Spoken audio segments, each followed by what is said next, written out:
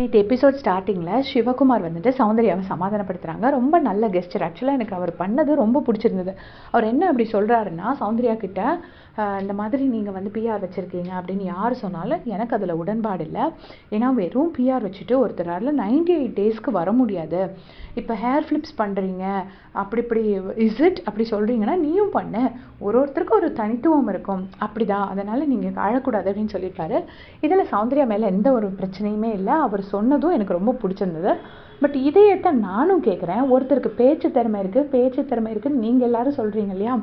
So அவருக்கு இருக்கிற திறமையை தானங்க அவர் காட்டுவார். அழகாக இருக்கிறவன் அழகை காட்டி நடிக்கலாமான்னு பார்ப்பான், பேச்சு திறமை இருக்கிறவன் எதாவது ஆங்கரிங் போகலாமான்னு பார்ப்பான், டீச்சிங் திறமை இருக்கிறவன் டீச்சராக போகலாமான்னு பார்ப்பான். அப்படி தானே இது. இப்போ பிக் பாஸ் தமிழ்ங்கிறது ஒரு மைண்ட் கேம். ஸோ மைண்டுக்கு சம்மந்தமில்லாத ஆக்டர்ஸ் இந்த ப்ரொஃபஷனுக்கு வரும்போது இது இன்னொரு சம்மந்தமில்லாத ப்ரொஃபஷன், பட்டிமன்றத்திலேருந்தோ யார் வேணால் வரலாம் இல்லையே? ஏன் ஒரு காமன் மேன் வராங்க, எல்லோரும் வரும்போது அப்போ ஏன் முத்துக்குமரனை மட்டும் பேச்சை வச்சே மேலே வந்துட்டான்னு சொல்கிறாங்கங்கிறது என்னோட கொஸ்டின். கண்டிப்பாக சௌந்தர்யா மாதிரி ஹேர் ஃப்ளிப்ஸ் பண்ணால் எல்லாருக்கும் நல்லா இருக்காது.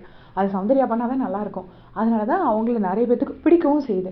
அதே மாதிரி முத்து மாதிரி எல்லாரும் பேசிட்டாலும் ஒன்றும் நல்லா இருக்காது.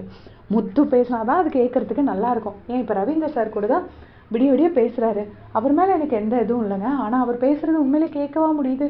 பேசுகிறதுக்கு நம்ம முத்து எப்படா வந்து கவுண்டர் அடிப்பான்னு லைவ்ல எதிர்பார்த்துட்டே இருப்போம். இவரை காமிச்சாலே நான் ஐயோ என்னடா பண்ணுறதுன்ட்டு நான் பாட்டுக்கு ஓடுறேன். ஏன்னா அவர் பேசுகிற 1 மணி நேரத்துலேருந்து ஒரு பாயிண்ட் தான் எடுக்க முடியும்.